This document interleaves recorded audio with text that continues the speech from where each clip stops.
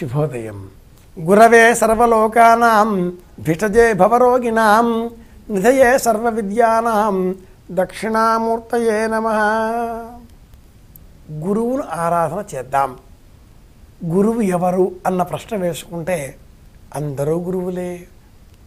మనకు బోధ చేసే ప్రతి ఒక్కరూ గురుస్వరూపాన్నే పొందుతున్నారు. బడిలో ఉపాధ్యాయులు పాఠం చెబుతున్నారు, కళాశాలలో ఉపన్యాసకులు పాఠం చెబుతున్నారు, ఇంట్లో తల్లిదండ్రులు నీతి చెబుతున్నారు, కార్యాలయంలో తోటి ఉద్యోగస్తులు బాధ్యతలను గురించి చెబుతున్నారు, బాహ్య ప్రపంచంలో ప్రజలు, అధికారులు, మంత్రులు లోక ధర్మాన్ని తెలియజేస్తున్నారు. ప్రకృతి తనది అయినటువంటి లక్షణాన్ని ప్రదర్శిస్తూ ప్రపంచ నియమాన్ని, పర్యావరణ నియమాలను తెలియజేస్తున్నది. శరీరాన్ని పరిశీలించినట్లయితే ఇందులో ఉండేటటువంటి చైతన్యం, జీవం శరీర ధర్మాన్ని బోధిస్తున్నది.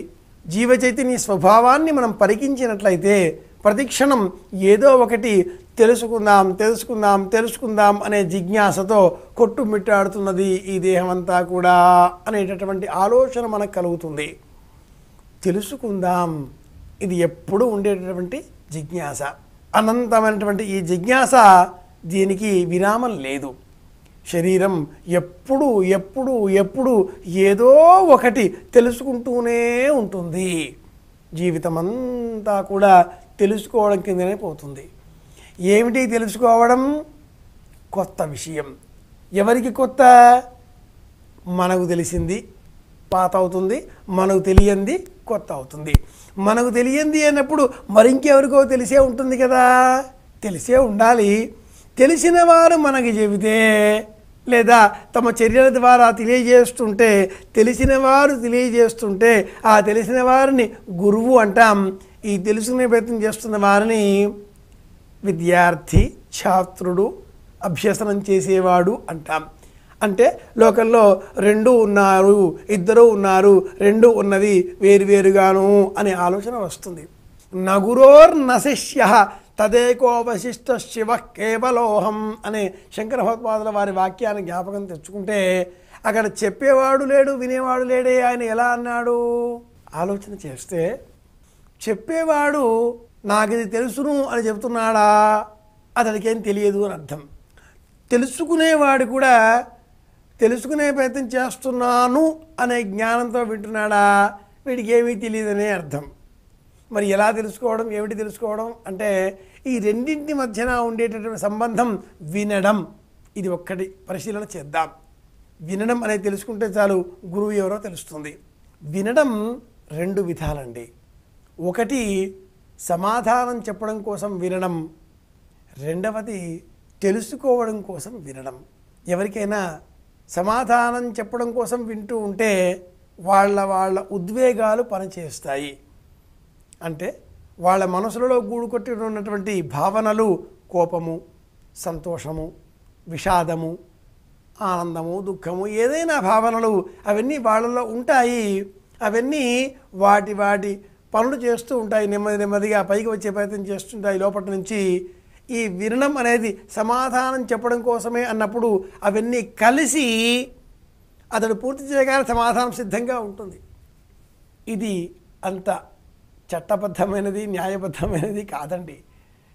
వినడం కోసం వింటే అప్పుడు అది ప్రయోజనకారి అవుతుంది.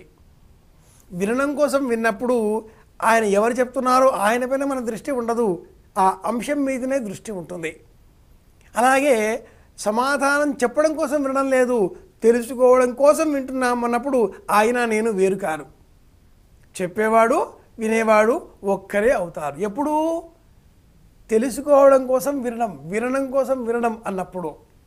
మళ్ళీ విందాం ఈ మాట, వినడం కోసమే వినడం. ఇలాంటప్పుడు గురువు వేరు కారు, నేను వేరు కారు, ఒకటే అవుతుంది. సమాధానం చెప్పడం కోసం వినడం అయితేనే ఆయన వేరవుతాడు. ఆయన ఏమో చెప్తున్నాడు, నేను ఏదో వింటున్నాను, వెంటనే నా దగ్గర సమాధానం, ఈ మాటలు బోర్డు అది వింటానులే, బోర్డు పుస్తకాల్లో మేము చూస్తుంటాంలే అనేటటువంటి మాత్సర్య భావనలు కానీ, ఏం చెప్తున్నాడో ఒక ముక్క అర్థం కాదు అనేటటువంటి నిరాశాపూర్వకమైనటువంటి వాక్య పరంపరలు కానీ, ఎంత బాగా చెప్తున్నాడండి, అబ్బో అనేటటువంటి ప్రశంసాస్ఫోరకమైనటువంటి వాక్యములు కానీ ఇలాంటివన్నీ వస్తూ ఉంటాయి. ఇవన్నీ మన భావాలు. ఇవన్నీ కూడా ఎప్పుడు వస్తాయంటే సమాధానం చెప్పడం కోసం వింటుంటే వస్తాయి. అప్పుడు ఆ గురువు ఉంటాడు, చెప్పేవాడు ఉంటాడు. ఇది ఈ వాక్యంలో ఉండే అంతరార్థం. గురువు అర్చన అంటే ఇలా చేయాలి. సాయిబాబాను దైవంగా భావన చేద్దాం. ఆయన నేను గురువును అని ఎప్పుడూ చెప్పలేదు, నన్ను ఆశ్రయించని ఎప్పుడూ చెప్పలేదు. సబ్కా మాలిక్ ఏక్, అక్కడ ఉన్నాడు, జాగ్రత్తగా ఉండండి, సంతోషంగా ఉండండి అని ఇలా అందరికీ చేయి చూపించాడు. ఏది తనకు తానుగా స్వీకరించలేదే, నాకు ఇది కావాలి అని అడగలేదే, మీకేం కావాలో తీసుకోండి, ఇవ్వడమే ఆయన లక్ష్యం. అప్పుడు ఆయన వేరు నేను వేరు అనే భావన ఉండదు. నేను ఆయన ఆత్మలో నేను ఒక జీవకణాన్ని, నాకు ఉనికిపోతుంది అనేటటువంటి, నా గుర్తింపుకు పోతుంది అనేటటువంటి జ్ఞానం కలగడమే గురువు అర్చన. అలాంటి దృష్టికోణంతో భగవాన్ సాయినాథుడిని అర్చన చేద్దాం. ఆనందంగా అందరికీ సంతోషం కలగాలనే భావనలతో ఒక చక్కని భక్తి గీతము విందాం.